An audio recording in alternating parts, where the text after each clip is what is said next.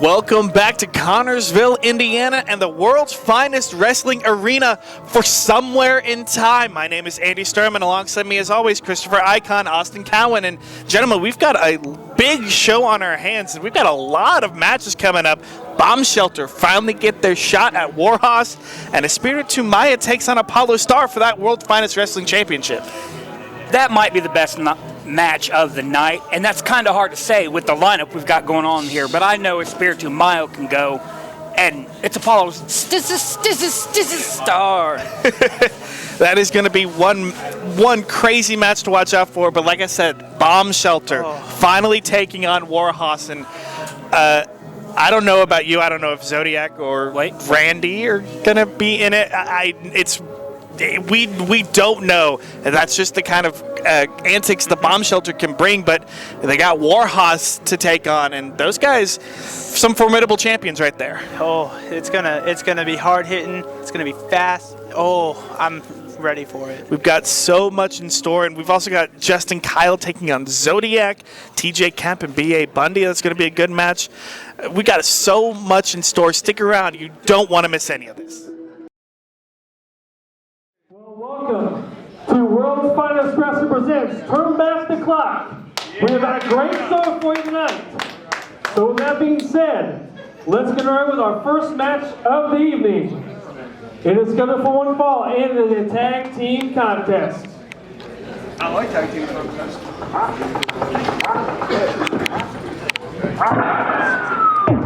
Oh my God!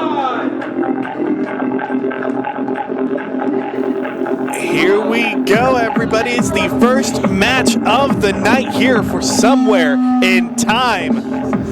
It's going to be Damian Cole and Leon Lux taking on the team of Pandemonium, Jacob Rose and TJ Meyer. And here they come, Cole and Leon Lux.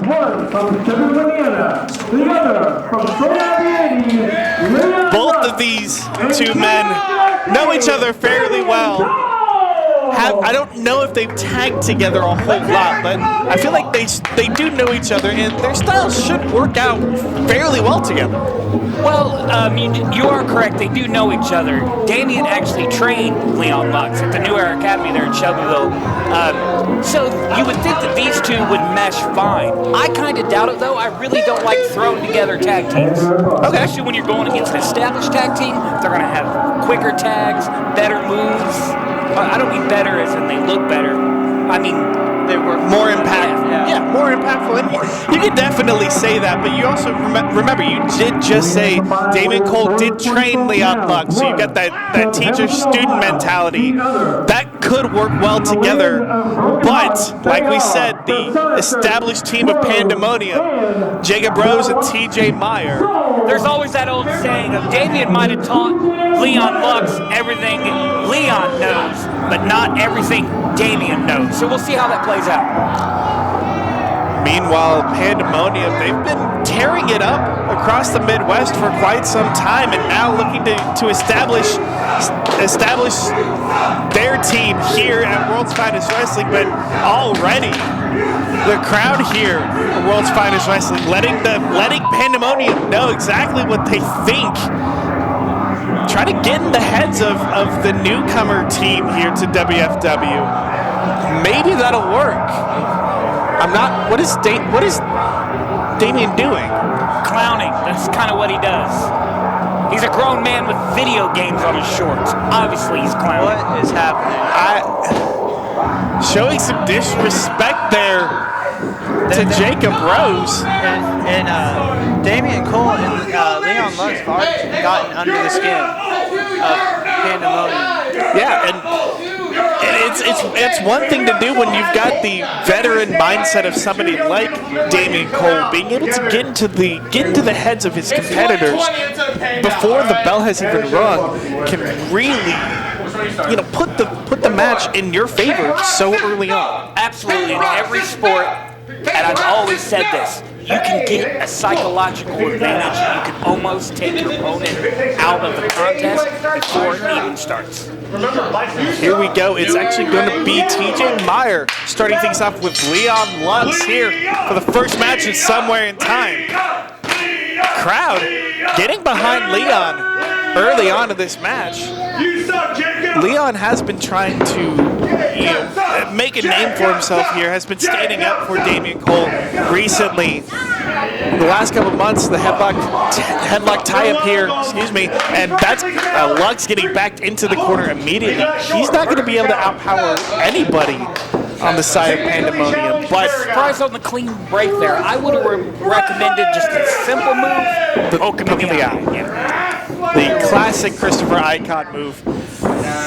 Back to the tie-up, and again, back into the corner. In the back of his neck for a collar elbow tie-up. That collar tie-up there on the back of the neck gives you a little bit extra leverage. Back to what you were saying about the Leon trying to make a name for himself in WFW. And he thought he was going to have something with Angelo Gallardo, and then he just walked out on him at the first Sunday show that we had there. So he's back to the drawing board here. That chop sounded bad, but Meyer didn't even really. Whoa! Hitting his foot there. Jesus. On the low ceiling. Gotta be careful. No! Immediately taken down, looking for that springboard stunner, it looked like, but Meyer saw it coming, slammed him down. Experience comes in. Leon Lux isn't too far into his career. He got a little overexcited there and paid for it. Definitely paid for it, and now Pandemonium, they have the advantage, looking to cut the ring in half like they want to do, and there we go. Quick tag, first tag comes into Jacob Rose. This is where that experience is going to come in handy. Absolutely, Rose now with some shots in the corner. And going right back to that corner, head first into the top turnbuckle. Lux is in a bad way right now, and Damian Cole wants into this matchup, but if Pandemonium has their way, then he's never going to get into the ring. Ripcord elbow right into Meyer. And another ripcord clothesline. Ooh, that was a hard 1, 2, and ooh, DC breaking up the pin, and you heard that shot to the back. You can already see his handprint on his back. Oh, and Damian Cole might have just made things worse here for Leon. TJ Meyer is frustrated, but taking it out on the man in the ring. Yes, he is. Grabbing him by the neck. Again, head first into that top turnbuckle. Another tag. Damian Cole, the referee is trying to stop Damian Cole from getting into the matchup. That's some frustration coming out of Damian Cole that we don't normally see. I feel like he should have known better there. The ref was going to see him. Clothesline bulldog combo from Rose. 1, 2. Lux still able to kick out, but can't get 1, 2. Right back to the pin, and again, Rose 1, 2. Barely a 2 count. Quick pinfall attempts there by Rose. Trying to see if he can't pick up the victory, or at least wear down Lux even more, but Lux makes his way back, but no. Club to the back of the neck sends Lux back down to the mat. The longer they keep Leon in the ring, the better their chances are of winning this match, because they're just going to wear him out. At this point, it's essentially 2-on-1. Oh, there's a good one to the gut, and that's the head from Leon. Yeah, Leon trying to make his way back, the elbows to the back, taking a page from Damian Cole's book, and now Cole finally makes his way into the match. Oh, and a big shot to the head. Now Damian Cole try to take advantage and at least get something rolling here for his team. Got the forearm, and now looking. Nice suplex, takes down Rose. Rolls him over for the pin. 2. Whoa! What a kick out from Rose, sending Cole flying across the ring. Damian's not a small guy. That was an emphatic kick out. Absolutely was. And an emphatic clothesline coming from Damian Cole, leaving his feet for that extra bit of momentum. And now it looks like oh, a big body chop. Now pulling the shirt off the head. Once more to the bare chest. Crowd calling for one more time. Oh! Clowning. but then immediately with the chop, you catching Rose off guard with that, obviously. Expecting the chop, got a innovative maneuver, we'll say. Made the tag to Leon Lux, and now they're doing it. Oh, all right. Double face buster there. Nice. Leon and Damien are actually working better together than I thought they would, and I'm never wrong. Oh, Rose, though, he's got the leg of Leon Lux, even though Leon looked like he had the advantage, but now it's gonna be Pandemonium taking control as Meyer makes his way in too. Again, continuing the pinfall attempts on the more tired man of Leon Lux. And Jacob Rose is taking a quick breather with the World's Finest Wrestling fans there in the front row. I'm not sure that's a good idea, letting these people touch you. Oh no! Turn around, Brad. And now immediately going on, just clubbing blows, clubbing stomps onto Leon Lux in the corner. He is caught in a bad position. Can't get out, too. Still able to kick out somehow. Leon Lux has a heart. He's got quite the heart and willing to continue to fight and continue to kick out at 2 or just before 2. Just shows the passion that Leon Lux has and how much he wants to win this match to maybe prove himself not only to WFW but to his trainer Damien Cole. You know, it does not matter how much you want it. You cannot kick out when you're not conscious. And if he doesn't tag Damien, his conscience is going to be severely tested right here. With a clothesline like that, he can't take any more blows before he goes unconscious. He cannot 2 count there. Different pinning maneuver from Rose. Trying to let the referee know to keep his eye out on a couple things. Oh, the neck breaker onto the knee. Nice move by Rose, too. And again, Cole coming in, breaking up the pin attempt. But the referee's on Damien Cole, and now Leon Lux is on the outside. And you're just getting beat up down. Oh, sure, you guys thought it was fine when Damien jumped in without tagging, but when Pandemonium do it, you guys have a problem with it? He jumped in to break up a pin. Yeah! Was he tagged? He was not tagged, you are correct. But if you're not tagged, are you legal? Then you can say that about TJ Myers. The tag was never officially made, so you can say the same thing here for Pandemonium. Double clothesline. Double clothesline. Both men down on the opposite corners of the ring. This is a pivotal moment. Most times, the person who can make the tagger for their team can probably win this match. And they're right there in the center of the ring, so both have... They've got a lot of work, a lot of ground to cover. Leon, though, making his way back to his knees. He's in the wrong corner. TJ Meyer makes the tag. Leon looking for it. No, he doesn't make the tag. Clothesline, back elbow. Leon Lux, where did that come from? Enziguri, spinning kick. Guys going for it. And Leon looking like he was gonna make the tag to Damien Cole. That's pandering. He should have tagged the fresher man. Hold on, Cole. What are they doing? Tag team maneuver here. Sending Leon from the top rope, assisted. 1, 2, 3, that's it! And Leon Lux with the assist from Damien Cole at the top rope picks up the victory. That was a surprising ending. That absolutely was, but showing Damien Cole that he has the guts, he has the wherewithal, and wanted to take the match into his own hands, and it worked out for him this time.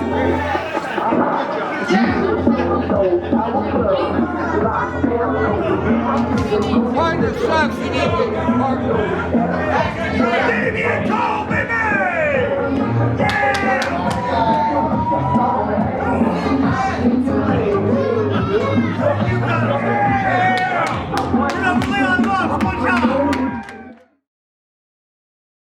This next match is a singles contest, and it's scheduled for 1 fall. 1 fall! Making his way to the ring first. Boo!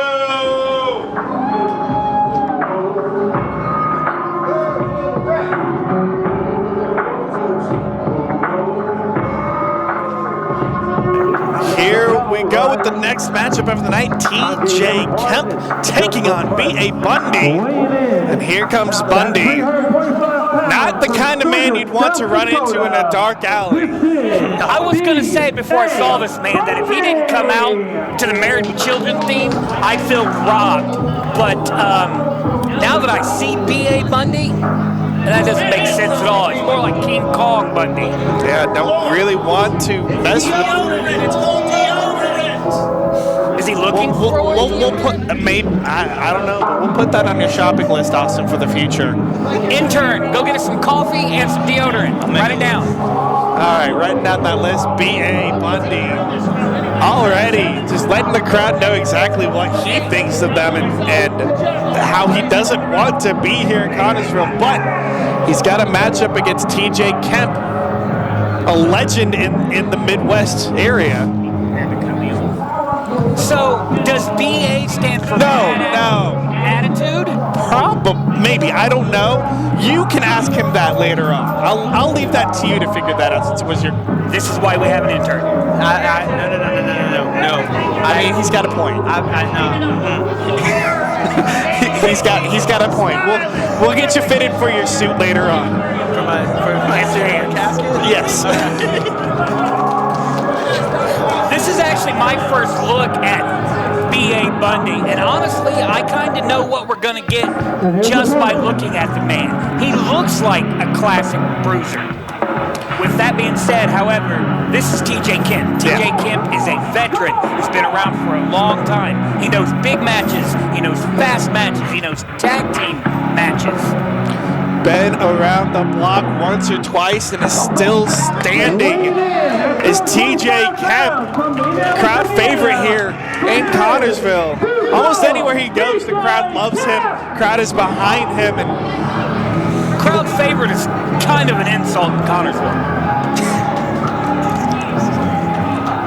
Either way, crowd loves him, and he loves the crowd as well.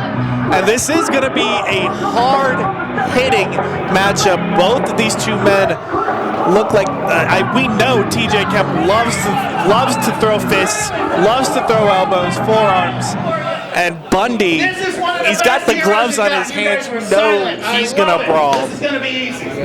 I'm gonna be surprised if somehow this ring doesn't break because of the size and strength of these two men. Bundy just told the crowd that this is going to be easy. It probably is. I don't know. We've seen TJ Kemp quite a lot, and I don't want to say any of his matches have ever really truly been known as easy for his opponent. In the ring that you will never, ever, ever be able to beat, and that's Father Time. TJ is getting old.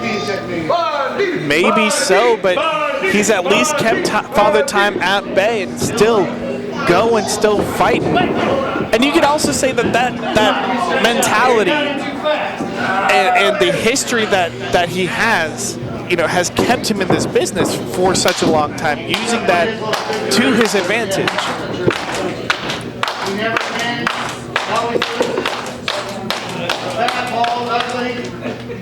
That's what BH did. Oh, I thought that was your mom. Bald ass. Both men taking some verbal shots at each other before the match starts up.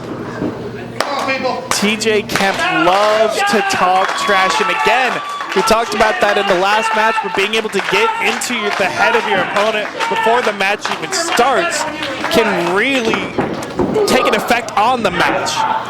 There, they finally locked up. This is going to be interesting to see. All right, I didn't expect TJ to come out quite so hot. And if you don't know, to quote the great Mike Tyson, everybody has a plan until you get punched in the mouth. Absolutely.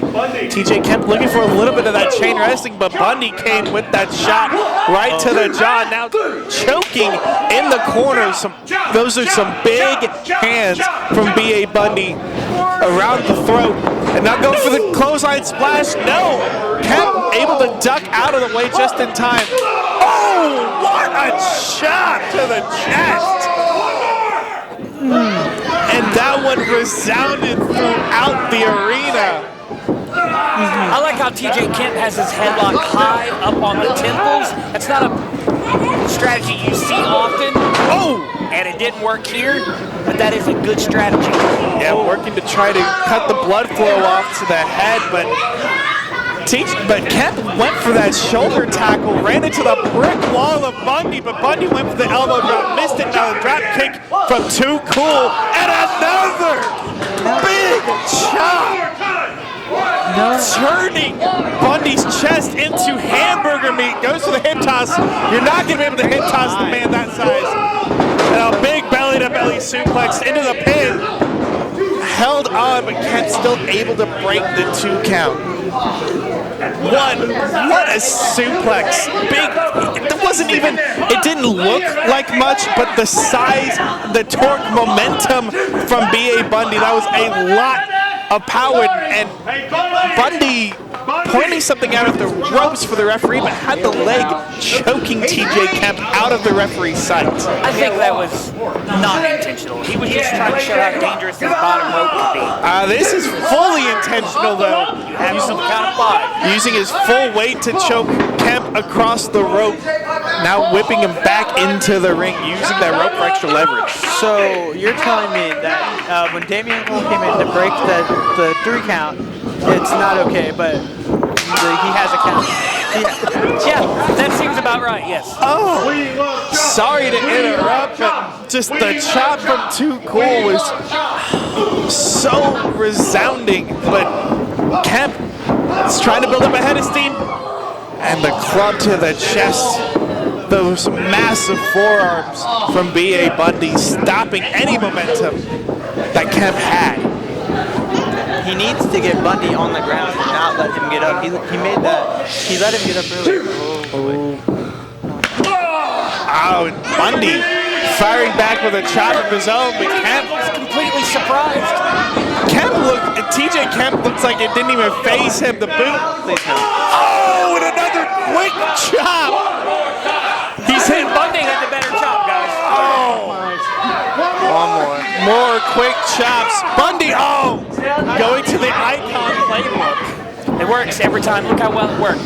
Now the momentum has shifted. Momentum has shifted with the fist to the gut and then the forearm to the back. Double axe handle to the back as well. Move made famous by Larry Henning.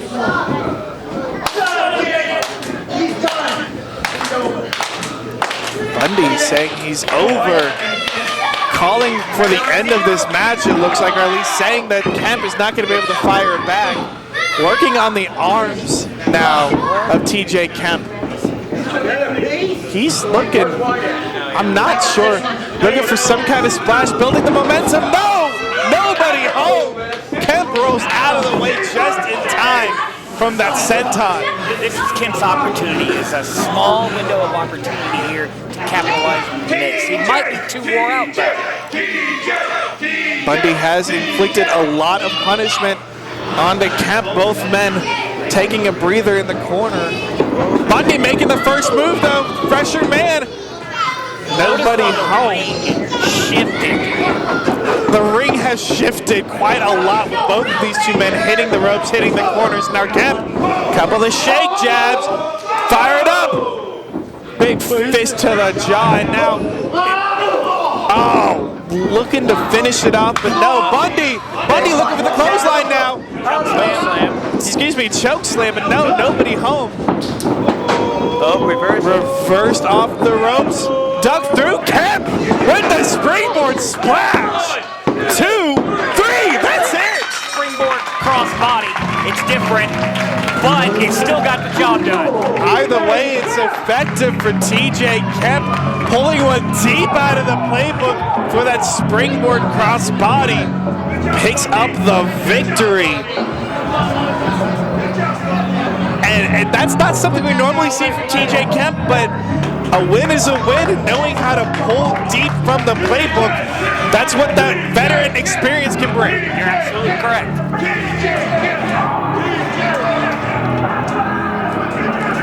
I'm glad we have that recorded that you said I was actually correct.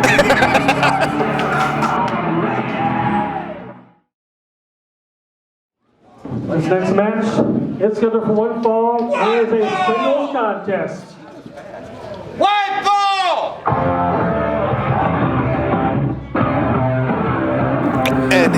we go for the next matchup, and there's a little bit of backstory with this one. Paragon versus Tyler Vox. We've seen a shift in Paragon's paradigms, so to speak. But here comes his opponent first, Tyler Vox. Vicious man. I like this Tyler Vox. He has what we call the it factor, and he can straight go in that ring. And he's up against quite an opponent in the Walking Apocalypse, Paragon. But let's talk about this real quick. Like I said, we've seen a little bit of a shift in Paragon's paradigm, so to speak. Had that final match against DC, Damian Cole there for the Heritage Championship, ended in a draw. But Paragon shaking the hand of Damian Cole. Something I thought I'd never see. Maybe seeing a little bit of a shift as he has kind of pulled away and started to really be his own person, not following anybody else, not really having to listen to somebody try to direct him around. That means if you fail, it's all on you. And anybody the man who knows that so well is Paragon himself.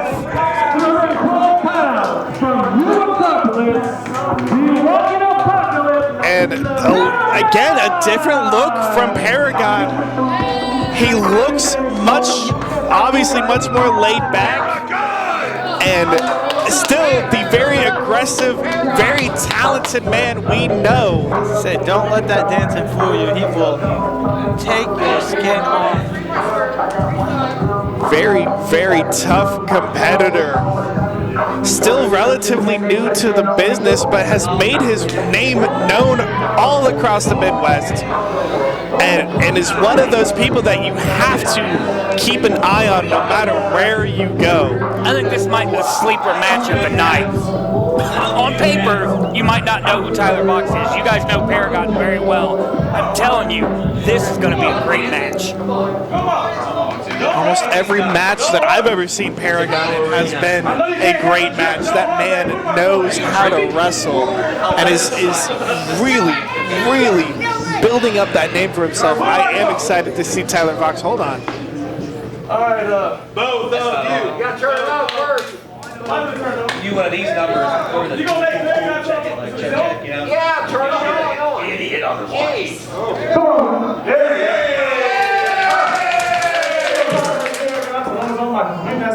Ain't that some Now, look here, backwards Joe. Y'all might be asking yourselves, why does Paragon have the greatest championship in World's Finest Wrestling history, the Heritage Championship? Well, that's because some poor, fortunate souls that no longer belong here, they will not be here ever again, decided to take it upon themselves, try to destroy that championship that is so prestigious. But don't worry. Don't worry, because guess what? Paragon talked to his personal friends over in Egypt, got nice little gold and stuff like that. Talked to his friends up in Aspen, nice leather and stuff like that. And so there will be a new World's Finest Wrestling Heritage Championship, and it's going to look so vainglorious around Paragon's waist. But until then, Paragon's just going to have to be the top of the gold as he is. Now get back over. All right, Paragon making a little bit of an announcement. Doesn't have the Heritage Championship as it's apparently been almost destroyed by his words, but looks like we will have a new Heritage Championship belt here soon. But he's not the champion. We'll have. Well, no, he is. He's still the champion. He beat Leon Muggs. Oh, it's messy. The Heritage Championship has seen quite a bit of turmoil, but we do know right now Paragon is the reigning defending champion. So Vox has a finger and Paragon grabs an ear. And now he's got him in the head. Both men.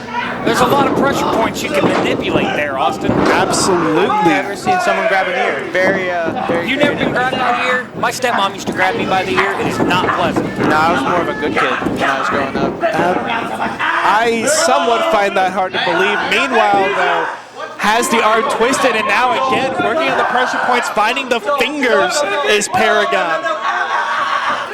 taking away any kind of hand grip that Vox might want. He might try to break the fingers. No! Oh, biting! That's disgusting. Vox biting Paragon in the hand and then a big clubbing forearm, and now he's got the full mount raining down those elbows onto Paragon. And the choke with the forearm. He has a 5 count, don't forget. Does use the 5 count. And surprisingly enough, Tyler Vox has the momentum and has Paragon staggered in the early portions of this match. Paragon, though, ducks the clothesline and now going for that arm, twisting, writhing is Tyler Vox. And again, going for the fingers. Oh, he might have just broken the fingers and then going straight for the shoulder as well. His pinky's broken. His shoulder might be broken. Completely taking away any kind of power, any kind of strength that Vox might have. Big knee to the head, knee to the gut. One more knee to the forehead. Vox is staggered. Off the ropes. Wisely enough, makes his way out of the ring. Clear. What? He scared that little girl. He did scare that little girl, but Paragon, he wants to fly. Big drop kick through the ropes. Sends Vox reeling to the floor. I'm not sure if this new version of Paragon might be as vicious, if not more vicious, than the past. Whoa, where is Paragon? Oh, he's building up some momentum. Big drive by knee, misses. Vox ducks out of the way, catches the kick, and drops Paragon straight to his head. First to the hardest part of the ring. I've landed on that side of the ring, guys. There's no way I can describe to you exactly how much that hurts. Paragon definitely feeling it though. Just a vicious kick to the lower back.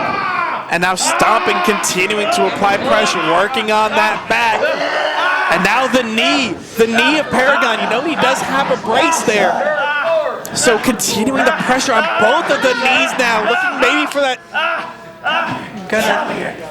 Trying to stretching Paragon out. Surfboard stretch. Yes, it is. And now Vox going for the fingers of Paragon. Oh, biting, twisting that pinky around.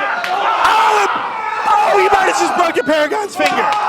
Turnabout is fair play, guys. Pinky for pinky. Sorry, I'll fix that for you. Oh, it goes right back to the hand. You heard him. I'll fix it for you. And then drops him. And now, again, working, choking him, using the ring ropes for full leverage. Vox, vicious streak. Oh, the big knees to the back. Tyler Vox You're my guy. is on fire. Needs to be going for the pin there. He is one. But Paragon. John, 1 count. That was a bit of a surprise. The Heritage Champion is not going to go down that easy. You're absolutely right, Austin. Paragon is a tough competitor, but he might be out of his depth right now.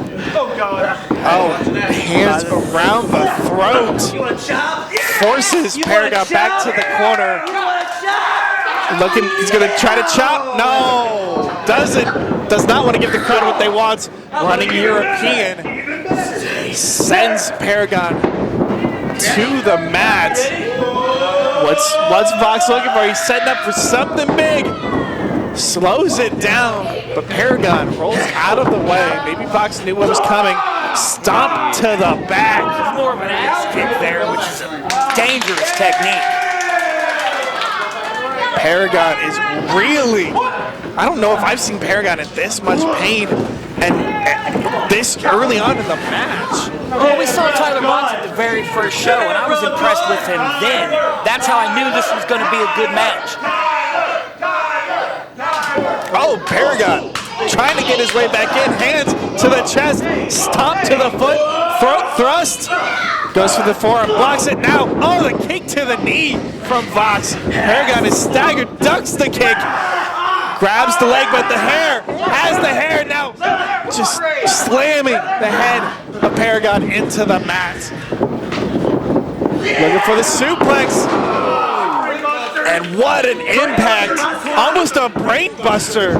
Just Looked an like extra 2. Vox getting greedy on that pin, thinking he has the victory.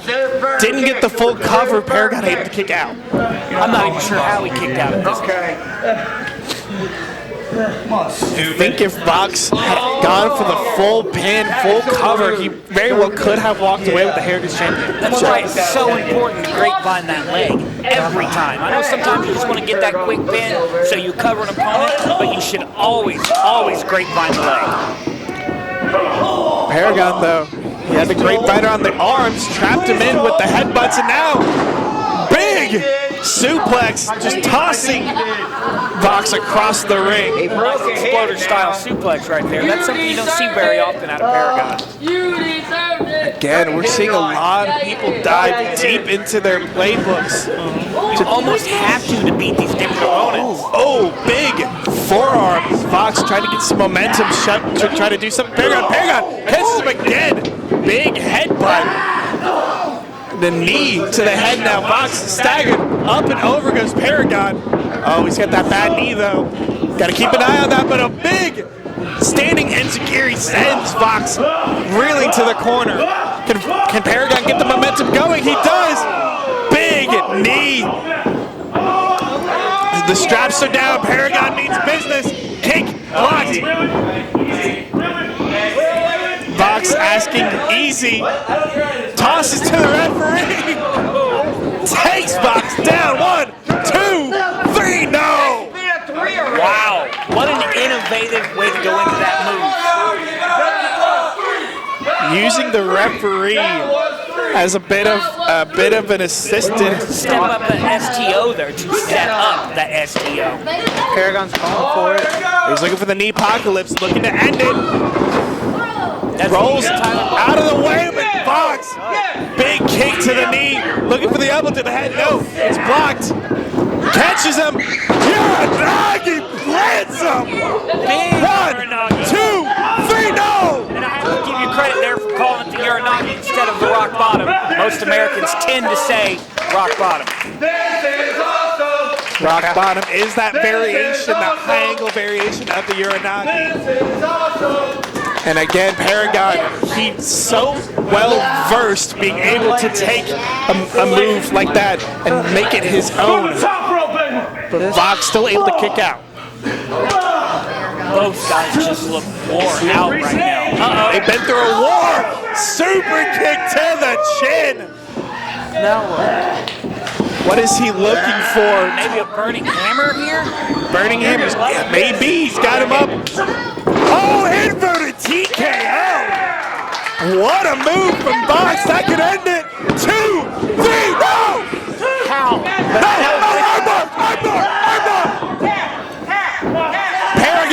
Paragon, he might have to tap out. We've seen this armbar finish off so many matches, break so many shoulders. Can Paragon make his way out of it? He's rolled over. He's Trying to get the pin? He's collapsed. He's got a grip.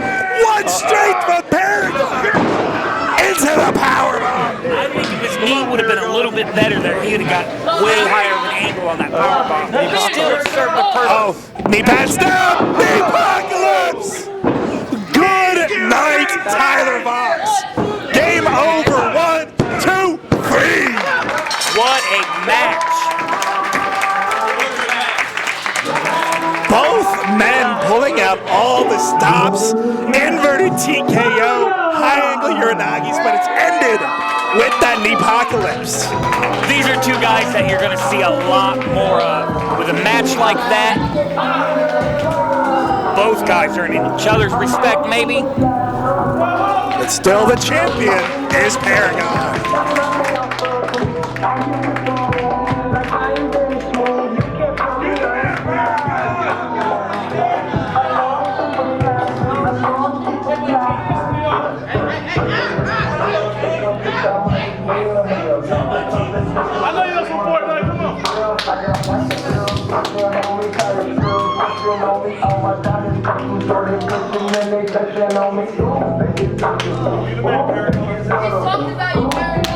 Yeah, what?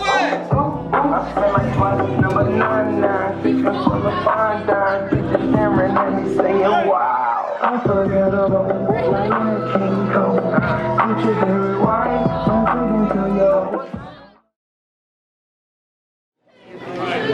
This next match is scheduled for one fall, and this is a singles contest. One ball! Making their way to the ring first. Oh boy. You want to talk hoss fight. You want to talk power. You want to talk strength. This match is going to have it all. Chris Caliber and Calvin Tankman.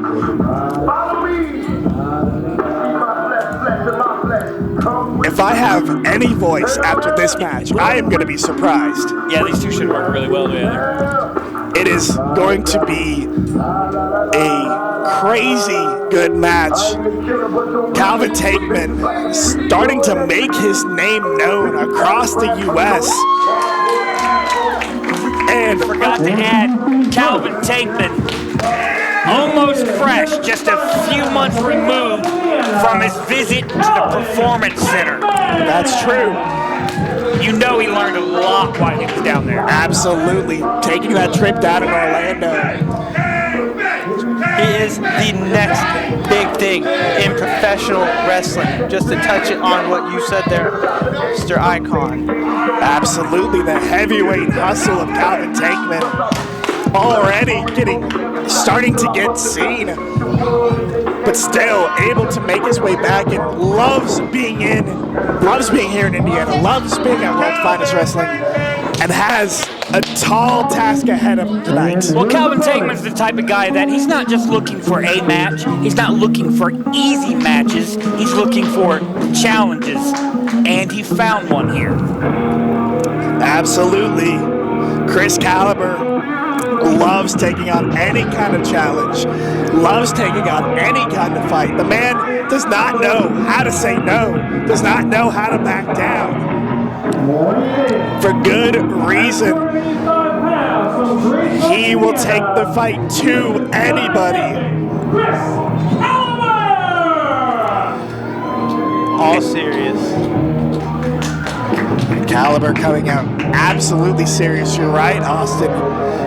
Does not want to take Tankman lightly. Will never take Tankman lightly. Both men cut from the same stone, you could say. The expression was cut from the same cloth. Cut from the same cloth, thank you. I mean, you look at them, almost identical body size. Look at that show of respect. Well, this isn't the first time they're facing off. This is their second match against each other. Best of 3, I believe.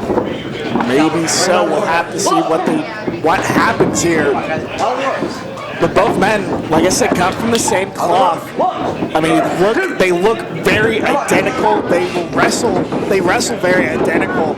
Big strength game, but the speed of both men, the agility is something that is unseen of in heavyweights of that size. I'm not sure if it's unseen, but it's definitely rare. You're starting to see a lot of these, quote, bigger guys that are strong and fast, and that combination is very hard to deal with in the ring.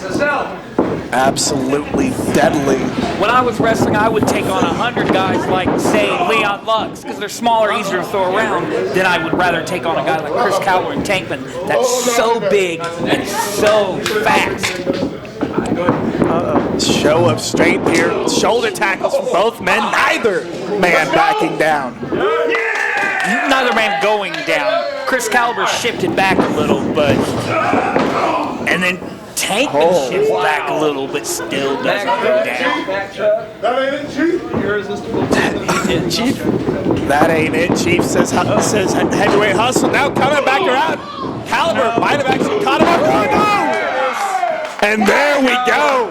Tankman In his face. Can we get a chop Oh, Caliber. And just breaks down. Done away with the niceties. Now throwing elbows for both men. Caliber looks like he has the upper hand. Big drop kick. Catches Caliber off the ropes. I know how athletic Calvin Tankman is, but still, every time I see him do something like that, I still It is. I cannot believe it. It is absolutely breathtaking, the agility that Tankman has. Oh my God, tripped up by Caliber. Tankman can fly. I have seen it happen before. It is a scary prospect.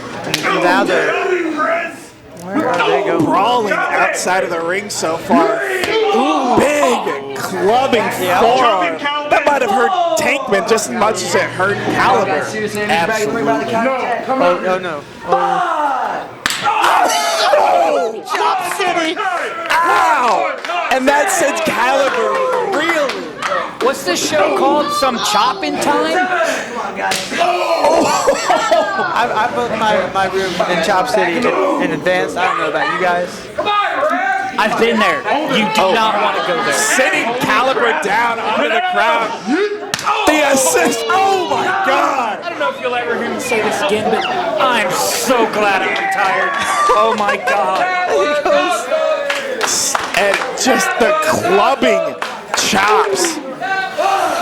Just the massive hands from both men. Oh! Now he sits it down.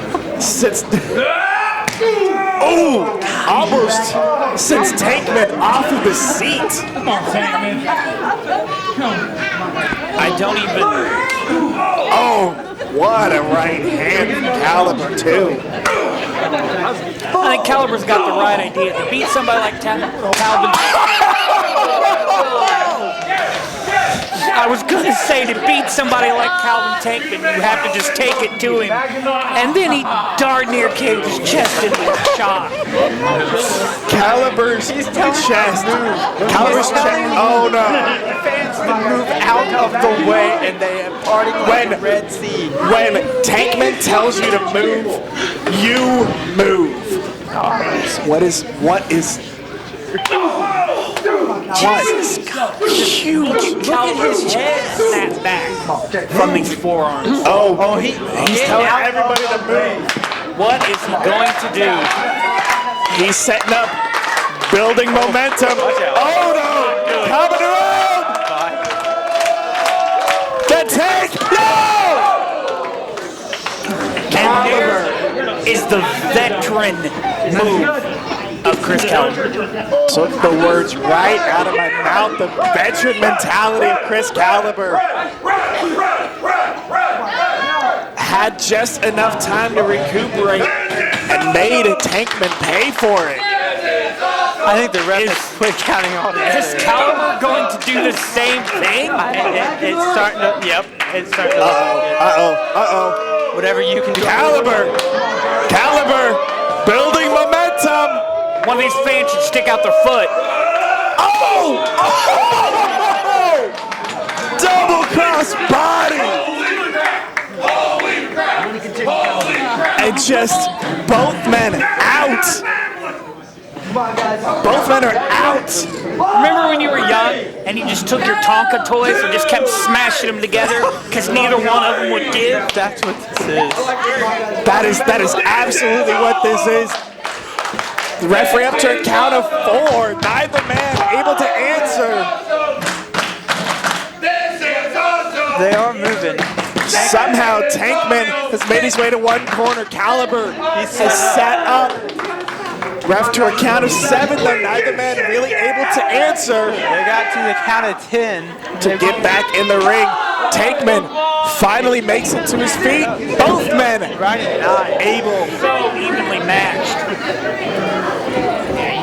Both men somehow able to make it back to the ring to break the count of 10. I know you guys hate to hear me talk about the eye poke, but in a match where you're so evenly matched, you almost need something just a little dirty to get that edge. But that's illegal. You gotta do what you gotta do when you're in there. Neither man I've really seen go that deep to try to do something like that to win a match. And both men, I think, have the respect of each other to know that they're not going to have to do that. They want to win this fairly. Look at his chest. His chest is almost as red as the canvas. It really is. Oh, and another one. Jesus. Caliber now going for volume versus intensity, firing off a lot of chops, a lot of forearms. Tankman follows him up. Oh, the kick to the knee. Stops all momentum. Shot to the jaw, back elbow. And the enzigiri. Nice combination of moves from Chris Caliber. Thought he was going to go for that shining lizard there. 1, 2, 3. No.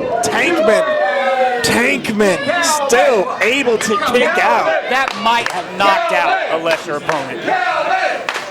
Now the crowd trying to get behind Calvin, trying to get him back into this matchup. Come on, Calvin. But he is in a bad way right now. Whoa. He's trying to lift him up. Caliber, can he do it? Might just be too tired for that. Might be. Now, Ducked it. Tankman with a combo of his own, but a shot from Caliber catches him. Back elbow. Tankman with the headbutt. Now picks up Caliber. Huge spine buster. Big elevated spine buster. Shades of Arn Anderson rolls him over straight into the knee. Good night, Caliber. That's it. 2, 3, no! Kicked out. How did he kick out? Intern Austin, you know Chris Caliber really well. How did he kick out of that? Oh, die epic right there. The crowd absolutely alight for this match. Both men have gave it their all. I am truly speechless. Absolutely. You knew with the names on paper this was going to be one of the best matches of the night, and they have absolutely delivered. Looking for that suplex, but gets blocked. And that's the crazy thing, is neither man have really gone for those big, heavy grappling moves. Up until this point, catches Caliber, drives him with a clothesline. 1, 2, 3, no, 2 3/4, 9/10, 2 and a little tiny fraction of an inch. Tankman is absolutely stunned. I'm not sure that wasn't bad counting by the referee. I don't know how that wasn't 3. He is 12 years old. Fair, he does look like a 12-year-old, but let's give Caliber credit where it's due. He kicked out of that at the last possible second. It doesn't get any closer. Absolutely. And now Tankman in firm control. Caliber might just be out on the mat. You might have to knock him out to get that pin. Yeah, you will have to knock out either man to get a pin. He's got him by the hair. Oh no.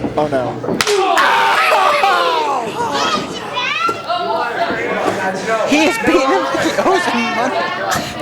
Just like he stole something. I mean, he is literally turning Caliber's chest into hamburger meat. He asked him if this is what you want, and Caliber looked at him and said yes. Shook his head. Caliber, he's almost a sadistic man, you could say. Loves the punishment. Whoa! What? No way. No way! Oh my God! I think Tag was out on his feet. What? And it lands him! 1, 2, 3!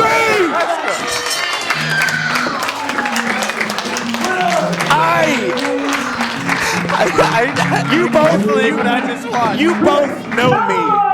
I am at a loss for words. What a match.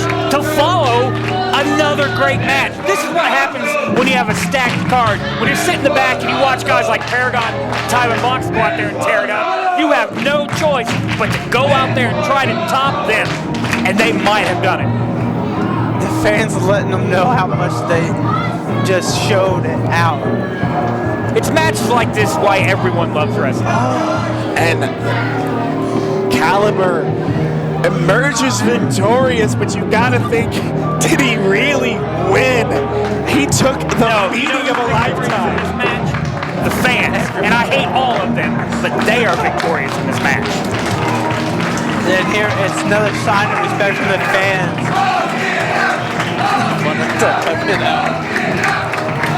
There it is. Another sign, show of respect. Both men absolutely tearing into it. Oh! Uh-oh. Hold on. This makes us 1-1. Enjoy the win. It'll be your last. Oh! Some big words from Tankman. You gotta have that kind of confidence. You have to. Saying it's 1-1. Enjoy the win.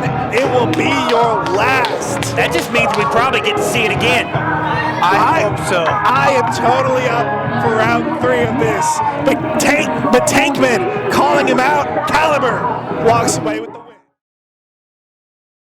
Next half of the show.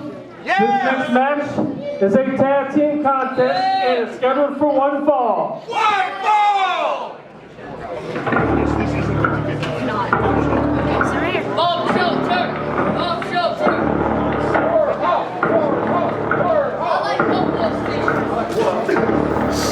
All right, here we go.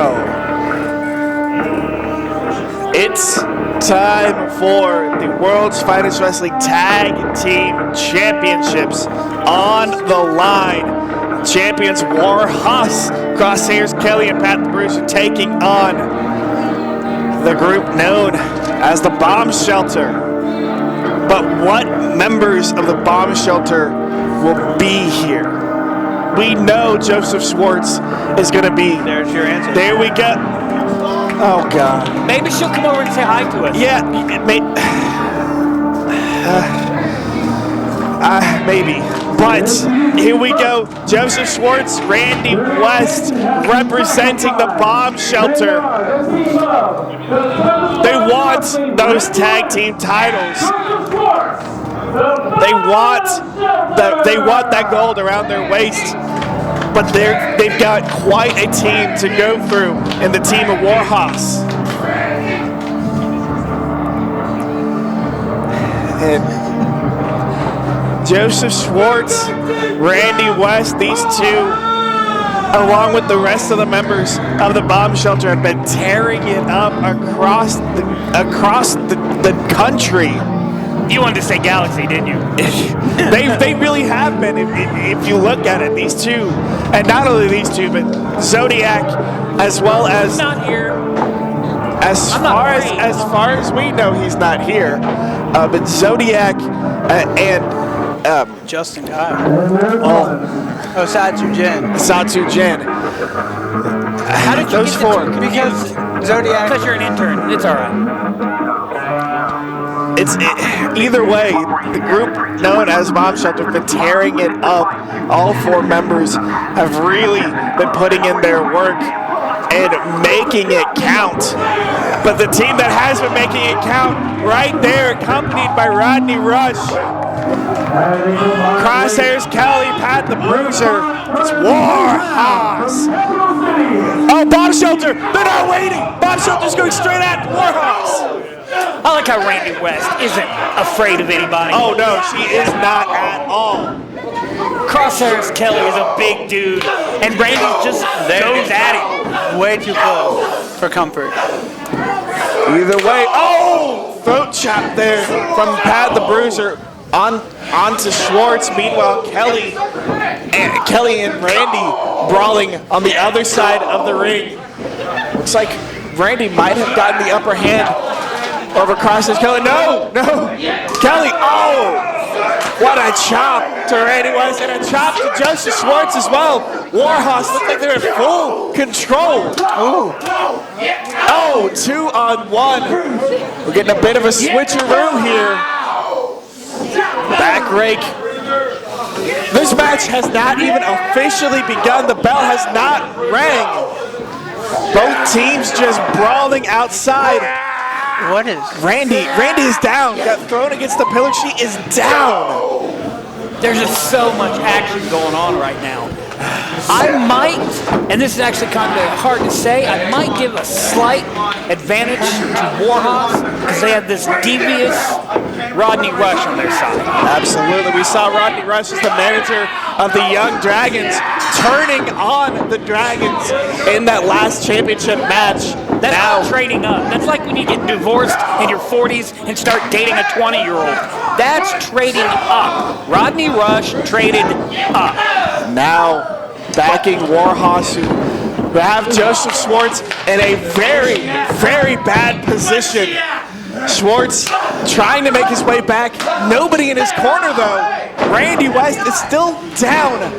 Finally, looks like she's making her way back, but she is struggling. It might be trouble here without his partner tag. Oh, he's absolutely in trouble. Schwartz trying to help Randy up, but gets a rope to the throat for his efforts. That's just nasty. Kicking the ropes into somebody is just, you're doing it to be disrespectful. You're just like, man. Well, we do know that Warhorse, they really don't have respect for anybody. Might have to earn it. And if anybody's going to, it would be Bomb Shelter, but they look like they're in a world of trouble right now. Absolutely. They're in a galaxy of trouble. And Schwartz holding the neck, holding the knee. Oh, what a splash from Pat the Bruiser. 1, 2. Schwartz still able to kick out. You notice he's looking for Randy West. She's not over there. Randy still hasn't made her way back to the apron. And Randy is known as the queen of the death matches, so for her to still be outside the ring, she must be seriously hurt. Absolutely wrapping that arm around the ring. Now Rodney getting into the match. Oh, He had it by the ear. but he made Schwartz mad. Rodney doesn't usually back away from anybody, but backed away from Schwartz in a hurry. Schwartz now trying to mount some offense. No. Caught him. Kelly kick to the back of the head, tags himself in. It is all Warhorse. I've never seen the Bomb Shelter dismantled like this. You're absolutely correct. I can't think of the last time they were in this much trouble either. Crossover Kelly took a boot to the face. Yeah, and Schwartz still trying to mount some kind of comeback. Double blockbuster from Schwartz out of nowhere. I don't know how he did it. Randy somehow, everyone is down. Randy trying to fight her way back to the apron. I mean, I'm looking at the agony on Randy West's face, and that is not something I've ever seen from her. Absolutely not. She's one. Whoa! Zodi! Randy never tagged in. So this is. It's official. Zodiac is the legal member. I mean, I guess we might be going by Freebird rules right now. Zodiac running roughshod over both members of Warhorse. Double splash. Look at the ring. Look at the bend on the ring. Zodiac planting crosshairs. 2. Kelly able to kick out the surprise. Are they allowed to do that? Oh, clothesline from Pat the Bruiser. And now go right for Schwartz as well. Schwartz is out on his feet. He's out. They're both. Schwartz, West, both out. Zodiac almost all on his own, but still fighting. Looks like Warhorse might beat all 3 members. What next? Gonna let Satu Jin come in? Oh, and again, the boot wash. Just sending Schwartz to the outside of the ring. Zodiac still fighting back. Trying to make his way back in. Trying to win this. Hands, fingers into the eyes. Into the mask. Oh, big chop to the chest of Zodiac. It's nice to know there's a Haas district in Chop City. I mean, we saw 2 of his residents in the last match, That might be be the mayoral team in the last match. And now we're seeing 3 more big Haas's chopping it out. But now Pat, a couple big shoulders to the gut of Zodiac as Schwartz has finally made his way back to his feet somehow. Yeah, but he looks out of it too. He took quite a bit of beating from Warhorse, and so is Zodiac. Pat the Bruiser going straight after. 2, 3, no! No! He's getting... Zodiac still fighting somehow in this match. Randy trying to help Joseph. He looks gone. He is in another place. He absolutely might be the only one here in the bomb shelter is probably Zodiac, and he's in a world of pain right now. Again, fingers into the eyes of the mask by Kelly. I wouldn't do that if I were Crosshairs Kelly. I've seen people try to go after the mask of Zodiac, and he does not respond well. He's fighting out of the corner. Fighting out of the corner, makes his way out, turned around. If you're the size of Crosshairs Kelly, I don't think you're afraid of Zodiac. I might want to see if he wants to hang out later, Crosshairs Kelly. Make friends with that guy. He's not afraid of Zodiac. Might need yourself a bodyguard from Zodiac.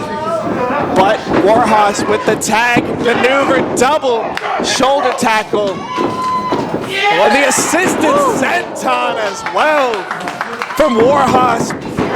1, 2. No, this is a sign of a great tag team, too. They probably weren't prepared for Zodiac. He came out like he was on fire, just laying everybody out. But now, Warhorse has slowed it down a little bit and taken control on Zodiac. Well, let's be honest. Can you really ever prepare for any member of the bomb shelter? No, you probably can. I'm not sure what the contract said. Did it say Randy West and Schwartz? Did it just say bomb shelter? Schwartz back to his feet, and now the big headbutts from Zodi. Schwartz wants in. Again, the thumb to the eye. It works. Great technique. And now, tag team maneuver whipped into the corner. No! And Zodiac out of the way. Big clothesline. And now, what's he got in store? Oh, big neck breaker. Yes! Planting Kelly, now the tag into Schwartz. Schwartz finally making his way back into this matchup, but big shots. Schwartz, the undersized man of this match. We don't normally say that. But Schwartz somehow finding the wherewithal to fight back, but gets caught. No, he's fought back. Big running European, and another one for Kelly. Pat the Bruiser runs into Kelly. He might end up with new champions here. Tossed out of the ring. Schwartz, big knee. That could be it. Schwartz somehow, he's found a second win. Up and over. Jumps over Pat, then a short super kick. What's he going to do here? He's going up to the top rope. Big splash. Big splash. That could be it. It's almost a splash. 1, 2, 3. We almost had new champs. But Crosshairs Kelly able to kick out at 2. Bomb Shelter finally making their way back, but now Pat the Bruiser taking it to Zodiac. And that sentence right there bears repeating. Pat the Bruiser taking it to Zodiac. That just lets you know how tough he is. Absolutely. Oh! Big tag team maneuver into the cannonball. It's almost a double cannonball there from Warhorse. Schwartz is in a lot of trouble right now. Absolutely. 1, 2, 3. No. If he would have grapevine the leg like I was saying earlier, he probably would have got that win. Going for the disrespectful pin, had that forearm across the jaw. Even if he didn't get the victory, still inflicting a little bit of pain and continuing to work away. Right, it wears you down. I think he's trying to find his corner. Schwartz He is out on his feet. And Warhorse look like they're gonna go end it. What? What? What? Just What did you do? New champ! what? What is going on in the mind of Rodney Rush? Meanwhile, super kick, hard punch. Good night. We got our new champs. 2, 3. We have new champs. Bomb Shelter are the WFW Tag Team Champions. What just happened? What just happened?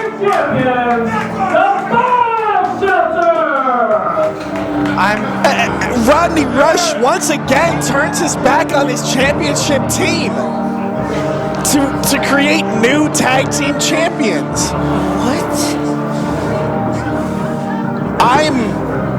If you're the Bomb Shelter, why would you even associate with Rodney Rush?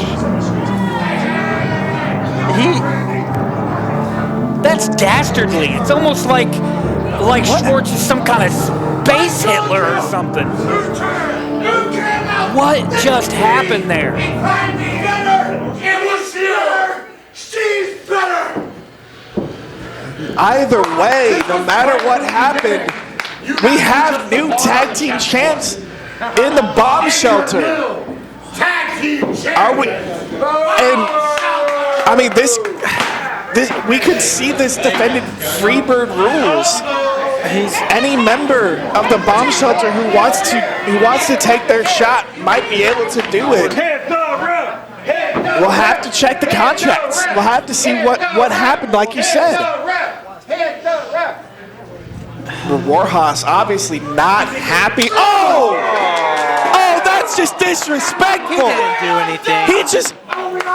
He was doing his job. Just laid his hands on a world's finest referee, world's finest wrestling official. You don't know what the referee said to Crosshairs Kelly. Either way, no matter what was said, you never put your hands on an official. I mean, that is grounds for suspension. Get smashed, it happens.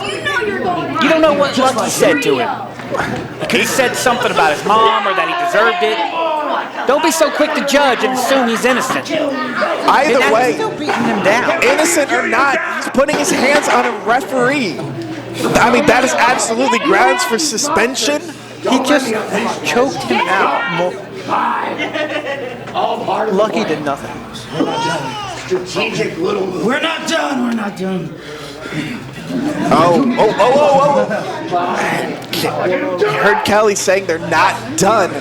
Had to restrain Pat the Bruiser. You want to get Bob Shelter all hot? You feeling hot, big man? You got some business you want to get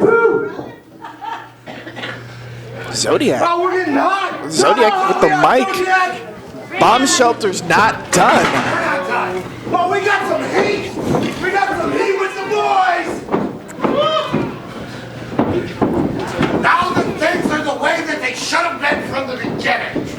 What is running? Now that I'm warmed up, We're not the bad guys. What is running? my match tonight was with Justin Kyle.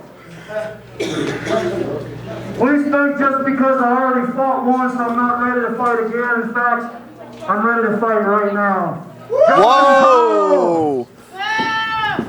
With all due regards, I invite you into my home. And Zodiac calling out the monster known as Justin Kyle. Those are words I never thought I would say. Somebody calling out Justin Kyle, and yet here we are. Is it even going to be one-on-one at this point, though? I don't think Justin Kyle cares whether it's 1-on-1, 2-on-1, 5-on-1. Justin Kyle likes those odds.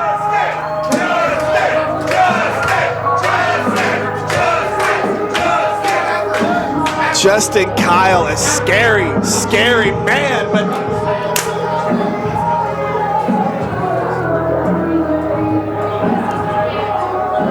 Not even going to acknowledge that? you saw it. You saw it. I mean, Justin Kyle is a fan favorite. He's a scary man, but a man that is good of heart and not afraid of anybody. And Zodiac is outsized. That is not something you can say. You can normally say. There's still 4 of them. And he's telling them to leave. Hold on. What? Ladies and gentlemen, Zodiac just waved off the rest of the bomb shelter. no, that doesn't have to just be. Do I look like that man? Yes!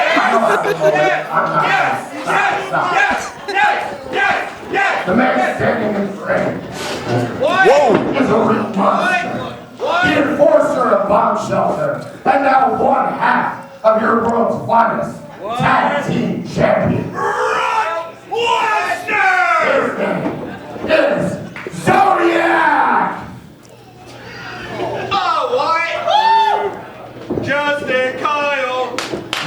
Justin Kyle pacing the ring like a caged animal. World's Finest Wrestling debut, Justin Kyle!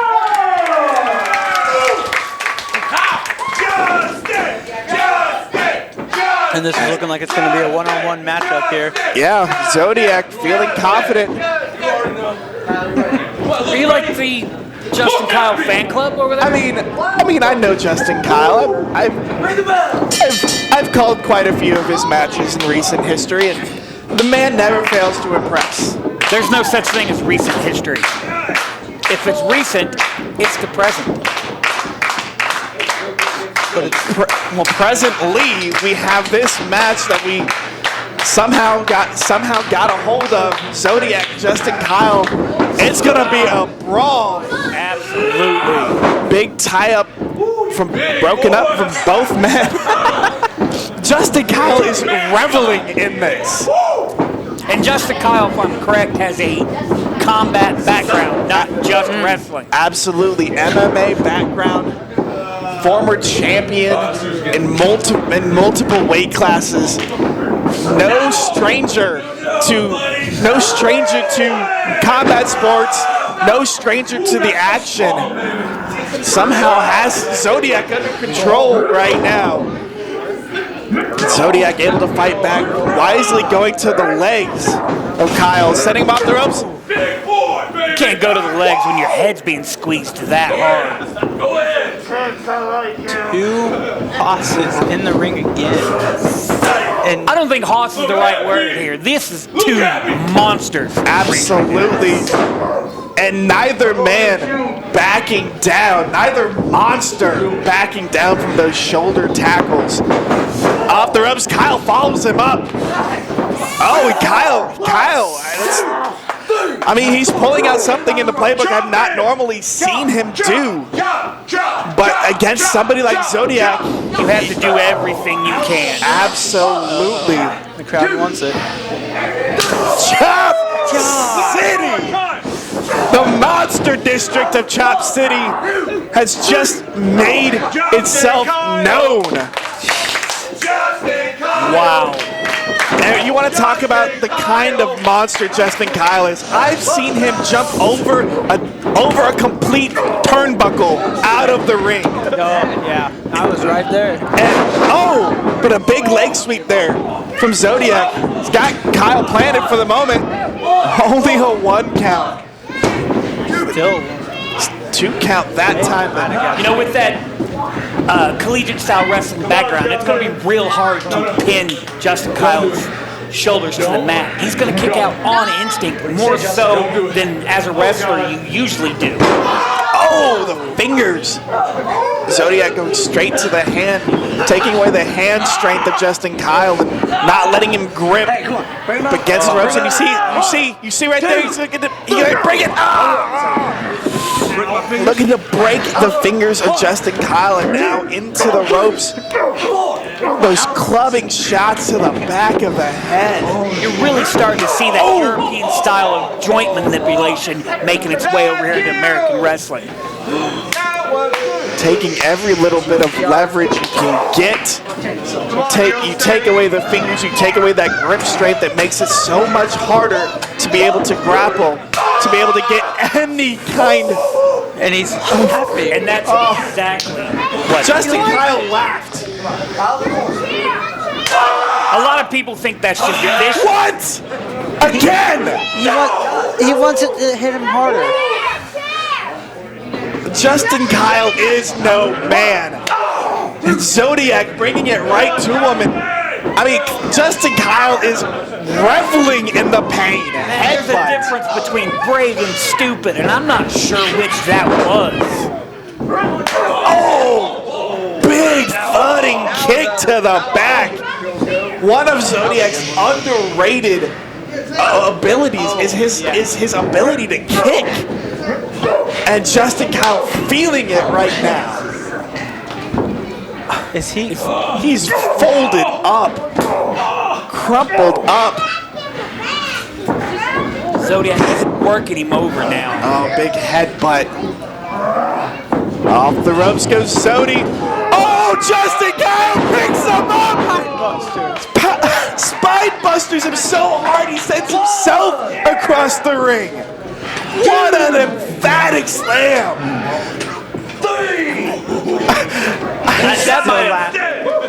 That would have made Arn Anderson proud. Absolutely. Both men somehow. Whoa! Oh, His wrist is caught. His wrist got caught. Oof. That could have been absolutely scary. You have a dislocated shoulder, a dislocated wrist. Mick Foley lost it. Yeah, like that. Yeah. Justin Kyle, again, pulling from the Christopher Icon playbook, thumb to the eye. Man, against a guy like Justin Kyle, you might need to do something like that. He can't hit you if he can't see you. And another big throat chop.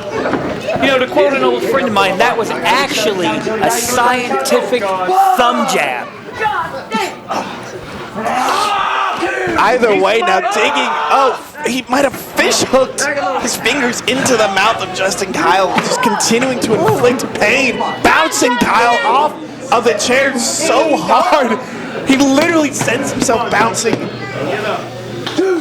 Justin Kyle still somehow makes his way up and fires back with the combo. Combo of body shots again, drawing back from his combat sports days. Now finally making his way back into this matchup. Yelling at the referee, counting along with him. These two are not human. You have the hybrid monster in Zodiac and Justin Kyle. Yeah. I mean, there's no other way you can put it. To explain what Justin Kyle is. You know what? You have a point there, Austin. It's just a mountain of a man. Whoa! This Belly. Whoa! overhead belly to belly throw on Zodiac. Yes! Looking for the spear. No! Stage splash into the corner. Now he's going. Now? No! Big shoulder tackle. 1, 2.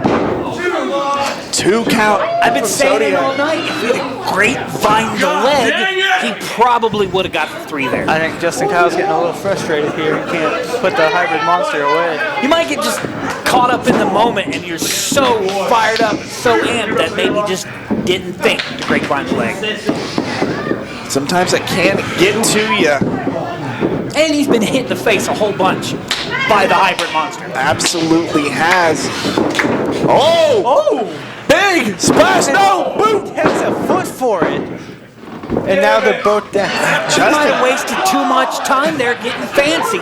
Sometimes those fancy setups will cost you. Absolutely, but showcasing a little bit of the agility. It sounded like he said something to the crowd after he got knocked down. Gave the crowd a good laugh, but referee now up to a count of 5. He might have said, "Where am I?" I wouldn't blame him if he did. After catching a boot like that from Zodiac. Can you imagine getting knocked out right and you're coming to and you look and there's Zodiac across from you? Can you imagine getting knocked out and seeing Justin Kyle across from you? I don't want either one of those. Yeah, that either case. That's when someone says I have bad news and bad news. But let's also take a look at this. Zodiac just went through a war against Warhorse and is now taking Justin Kyle to the limit. the intensity, the wherewithal, and the stamina of Zodiac is something that needs to be mentioned. Oh, big headbutt. Justin Kyle might be out on his feet. I don't know if it needs to be mentioned as so much as it needs to be witnessed. Got him up. Oh! 1, 2, 3, no! Justin Kyle gets planted and still kicks out at 2. That was 2. Wow. Look at his chest. Again, as red as the canvas. Normally I would again say grapevine the leg, but Zodi's looking at me, or he was. We'll just leave it at that. Don't want to anger the monster.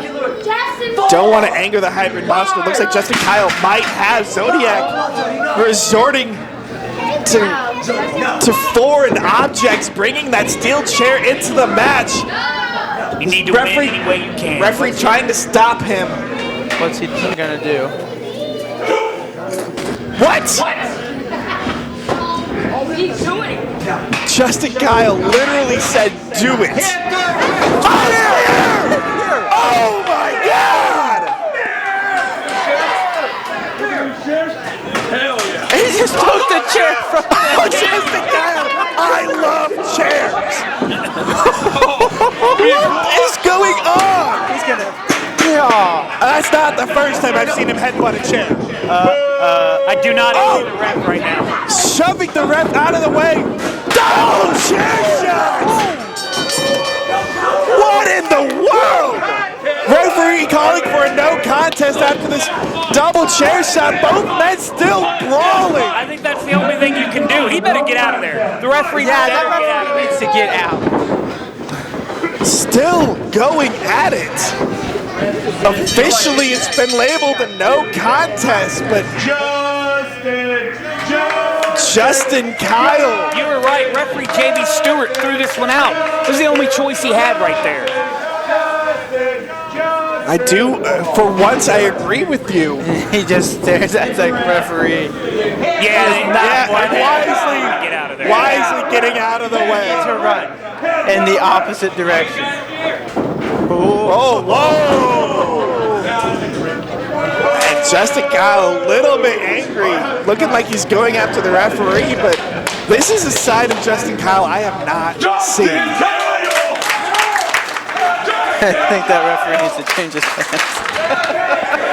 Yeah, you would too if you had a man like Justin Kyle come after you with the chair.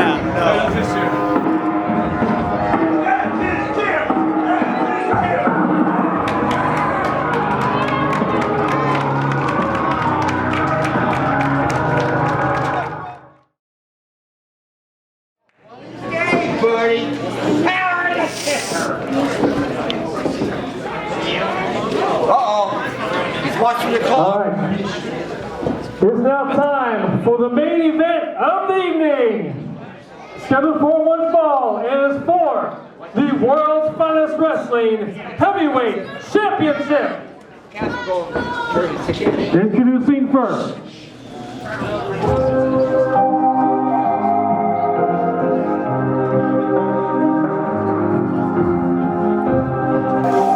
It's time for the main event of Somewhere in Time. Another great match. Espiritu Maya gets his shot at the World's Finest Wrestling Heavyweight Championship. And you want to talk again about a man making his name across the country, not just across the country, but across the entirety of North America. Has Which wrestled. would be the country. No, North America includes Mexico and Canada. He has wrestled multiple times in Mexico. And, As always, done your homework. and is now up against one of the biggest competitors of his young career, and the legend that is Apollo. This is Star.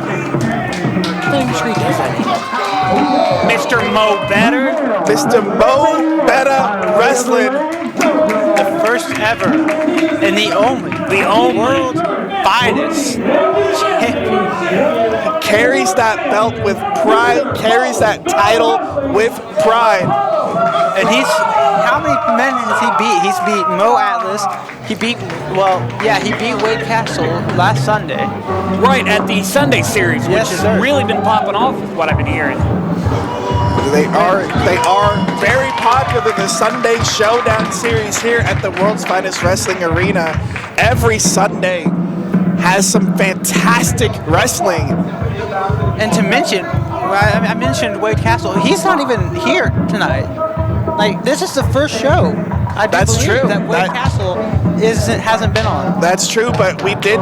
If you did pay attention to the Facebook page, World's Finest owner has had some kind of announcement for Wade. Has said that he's got a surprise for Wade Castle, but if Wade Castle's not here, how is he going to play that surprise? I do believe I saw on social media where Wade Castle said, if you're not going to, I'll show up. He said he was going to be here, but I haven't. We have not seen him. He was not announced on the card. Do not know, but let's focus right now on this match. A big clash of styles, a great handshake, show of respect from both men. Now, one of the things that you could actually say could work against the Espiritu Maya, he does have that high-flying lucha libre style, is the fact that we have the low ceilings in here in the World's Finest Wrestling Arena that could really hinder him and take away a lot of his game plan. He's going to have to dig deep in the well to try to find something, but Mr. Mo Betta wrestling right now. Got that wrist that's locked actually a really in. good point about the low ceilings here. We have already seen it come into play with people like Leon Lutz. Earlier on in the night, did catch his foot there on the ceiling. He was okay, able to continue the match, but again, the low ceilings could absolutely play in this matchup. And again, the chain wrestling from Mr. Mo Betta Wrestling. He's got the upper hand so far now, has that chin lock in. 1, 2, 3. But the rope break, waiting until the 3 count. And maybe a sign of trying to dig it in a little bit to the new guy. I don't know. I think that's just the way Mr. Mo Betta is. It doesn't matter if he's the new guy. He's been around. Apollo Star prepares for every opponent. Absolutely. You don't become champion without preparation. You might become champion because any given night, but you don't stay champion and beat the caliber of opponents that Apollo Star beat. Absolutely. One of the best ring psychologists in the business is Apollo Star. But right now, a headlock. No. It's in pretty tight by Espiritu Maya. Again, something we don't normally see from him is this chain wrestling style. Well, a lot of people think that the Mexican style of wrestling, also known as lucha libre, is all flips and flying around. But chain wrestling is just important down there. Just as important. I think Austin's sitting to me, I'm getting dumber. He's taking it into effect and using it pretty well, but a big takedown there from Mo Betta. Apollo Star now has that chin lock in of his own. He's got his legs. Does he have his? No. Looking like he's trying to grapevine the leg to just apply some more pressure. And yes, has the shoulder locked in and twisting on the neck. Again, Listen, that neck break is no joke. You guys follow MMA. Khabib Nurmagomedov beat Conor McGregor with the neck crank. That's a serious technique.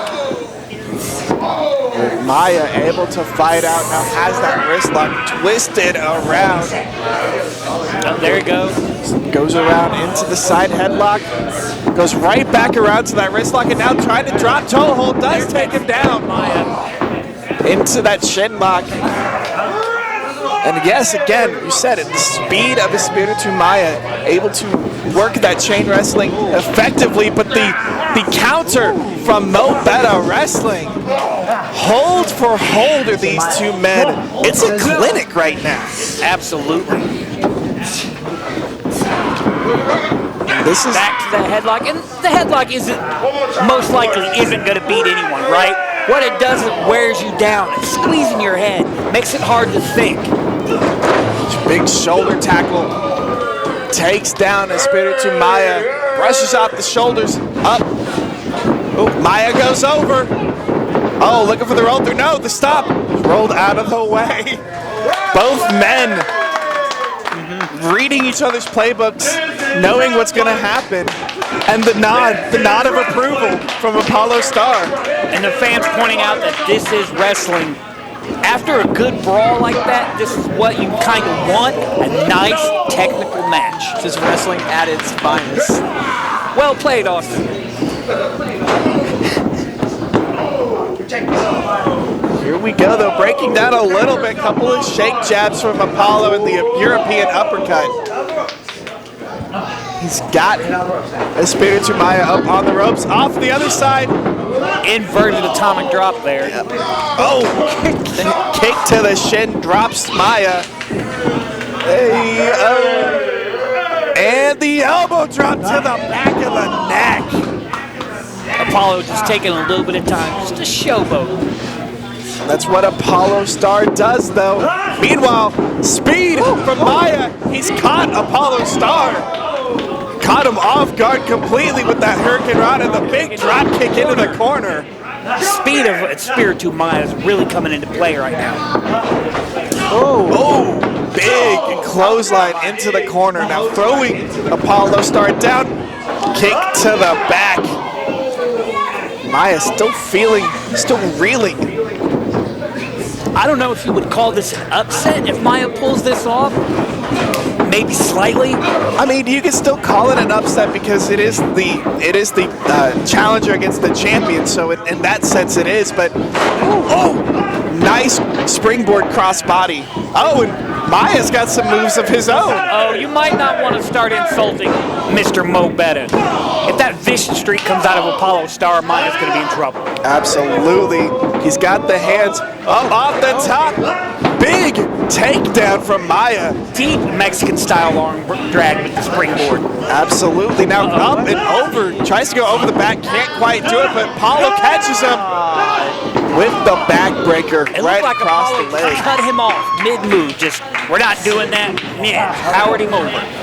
And that is one thing that can absolutely be said is Maya may have the speed advantage, but the power, the strength is definitely in favor of Apollo Star. We saw it right there. And the experience of knowing how to cut off that move. Stop any momentum before it starts. And now Apollo has Maya trapped in the corner. Oh no, are we gonna see Chop City again? I'm so happy I am just a visitor here in Chop City. Right. Hey, Chop City is multicultural. Absolutely.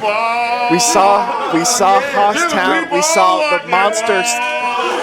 Now we see the Technicos coming at it. Oh, and the look on Apollo's face. Said it all right there. Oh, and again. He's not about to take another one of those. Oh, no, you absolutely do not. We've seen what happens when you take too many chops. I mean, I saw Caliber's chest after his match, and it was absolutely bloody red. Meanwhile, though, Apollo went up and over, got the fist in, and now clubbing blow to the chest, and a hanging neck breaker off of the ring ropes. There's that vicious side of Apollo I was talking about. Yeah, he has to bust it out. He knows what this championship means to him. And using that vicious streak to keep a hold of that prestigious title. No, under the ropes. One. But wisely, and allowed Maya to gain a little bit more time having his arm under the ropes to break the count. Absolutely, that's good ring awareness right there. Arms hooked to going for here. Double underhook, up and over. Double underhook suplex. 1, 2, only a 2 count though. I'm also not going to tell Apollo Star to grapevine the leg. he would bring it right back to you. Absolutely, and he knows. You wouldn't be retired for much longer if you told him that. Oh, I'd still be retired. I'd just be hurt. Meanwhile, hurting right now is Espiritu Maya. He is in a world of pain. Going up, looking for that big snap suplex. Holds under, floats over. 2. Only a 2 count. But that snap suplex just driving Espiritu Maya to the mat. And that float over gets him over so quick. Apollo, again with that neck crank. Apollo is very agile, again, for his size. Something that we're starting to see, like you said, in some of these bigger men, quote unquote, is the agility and the speed, the quickness to get over. We have the crowd trying to get Espiritu Maya back into this. He's starting to fight back. He is. Got those shots to the gut, the shot to the head. Apollo, though, not really staggered. Gets sent up and over. Oh! Big right hand to the jaw. Oh, goes for that Super kick to the... Yeah, super kick to the head. There you go.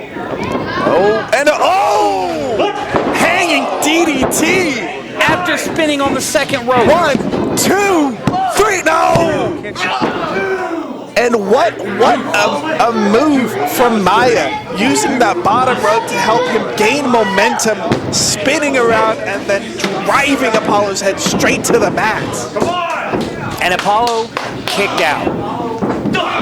Apollo Star is one tough man. You don't become champion without being one. Absolutely. And that's kind of become the theme of the night is what do you have to do to actually beat WFW competitors?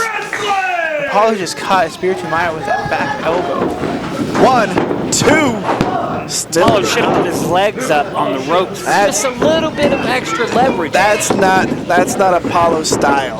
He doesn't like to he usually doesn't like to cut corners like that. Now he's got wrenching in on the leg and the neck. And he's going for just figure wrapping 4. Maya up here. I mean, Christmas is quite a ways away.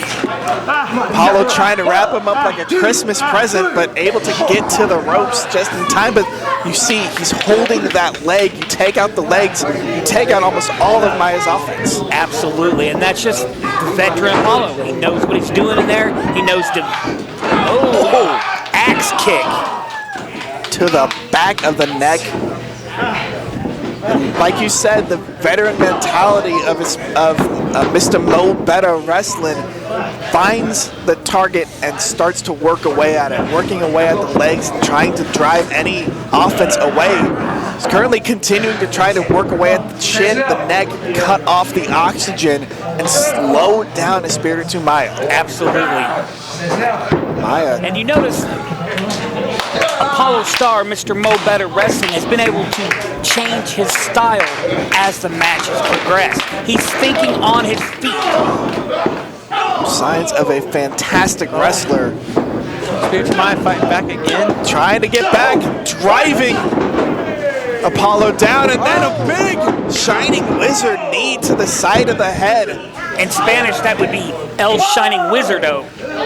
I'm not quite sure on that. We'll get back to you on that translation. Both men, though, down in the ring. Apollo trying to get back to his feet. Maya was able to create some separation, but just is struggling to get back. Referee up to a count of 7. Maya able to make his way back to the feet to break the count. Apollo shortly thereafter makes his way up. Here comes Apollo. No! Cut off. Big boot. Apollo coming right back. Double boots kicking off. Oh, the roll through drop kick. And now Maya's getting fired up. Maya's got a head of steam going after him. Big running European uppercut. Coming right back. Double knees to the chest. Sends Apollo down. What's he looking for here? Oh, the double knees again. Straight to the head of Apollo Star. Rolls him over. 1, 2, 3, no! Oh, we were so close to having a new World's Finest Wrestling Champion. You know, I think somebody like Espiritu Maya is definitely going to be champion. I just I'm not sure it's going to be tonight. He's got to overcome one of the biggest opponents in his history in Apollo Star to become that champion. Oh, what a shot! Apollo fighting back with those body blows. And another big chop. Championship City here. Just in going Chop City. blow. Absolutely, the champion tower with that chop. He caught him. Now Apollo, he's got caught. Oh, what? A jawbreaker. Kind of a springboard code 1, breaker. That's 2, got to be it. 3, no!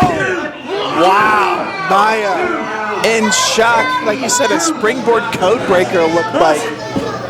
Something, again, we're seeing Maya start to pull deep. I don't think I've within. ever seen that from him before. He's again trying to change up his offense due to, again, we talked about it, the low ceilings and the inability to really be the high flyer he is, but he's really working. Wheelbarrow. Oh no, Apollo stops it. Uh-oh. Big side suplex. Uh-oh, what's he going to do here? Oh, he's in trouble. Apollo has him in deep trouble. He's got that locked around. Coming. Almost a cravat. Yeah. He's got it again, working on the neck. He could have to tap out. He taps out. He taps out. Apollo Star, still your world's finest wrestling champion after submission win. What a night. What a match. Absolutely. Match after match after match has just blown the roof off of this place, almost literally. But still, your champion is Apollo Star. He's going to be tough to beat. There are some very tough competitors waiting in that locker room. There absolutely are. But for now, Apollo Star continues to be the champion. Espiritu Maya fought hard but had to tap out to that cravat like you mentioned. This is a modified cravat. I'm not sure I've seen that specific. What's he doing here? Tell him to stop. When the champ wants to speak, you give him a microphone. I'll tell you what. People can say whatever they want about the younger generation. Showing Maya some respect. Absolutely, next generation. But not just matches, one of the matches I've ever had in WFW, and I've seen it here against some beasts. So give it up for this kid. Showing some major respect to Espiritu Maya. And that means a lot coming from someone like Apollo. Absolutely. You know, there's a lot of things that get said in this business when people get made. Apollo Star just made Espiritu Maya. Kid was already on the rise and continues to climb, but still your champion, Mr. Mo Better Wrestling, Apollo Star. Hold up. What's happening? What is going on? Is that pandemonium? Yeah, pandemonium. They are beating down. What is? Whoa! Turn around! Wait, Castle! What is he doing? Come on.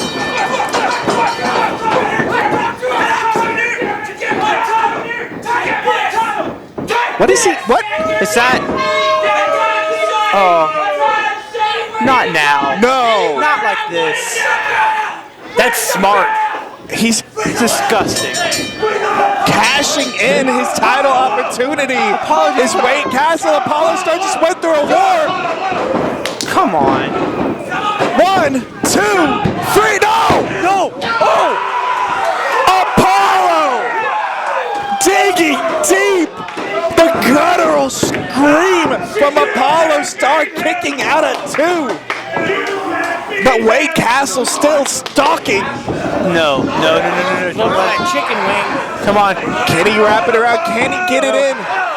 Apollo trying to fight it out. Backs Wade into the corner. Apollo still somehow fighting through this. The tenacity of Apollo Star coming into play. Chops, knee to the gut, swinging neck breaker. What is it? TJ Meyer trying to interfere. It gets absolutely taken out for his efforts. Apollo still on his feet, ducks the clothesline. Oh, big club to the back of the neck, and now he's got it. Oh no, Rose. What is? Rose gets taken out as well, but Castle. Wade Castle still on his feet. Ducks. No. What is? Oh no! That could be it. We could have a new champion. 1, 2, 3. That's Wade Castle gotta be kidding. is your new world's finest wrestling champion. You've got to be kidding me.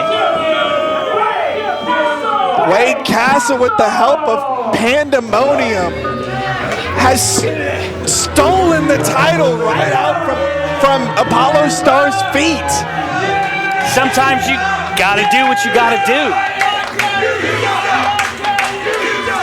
Apollo already went through a war with the Spirit Tumaya, and then Wade Castle just comes in here and just steals the belt. Steals it. I mean, we are in complete shock here, but that is, I'm speechless. Wade Castle is officially your world's finest wrestling heavyweight champion. You know what? These your keys. They're mine now. Hey, we do what we want, whenever we want, and this proves it. And walks out of the building.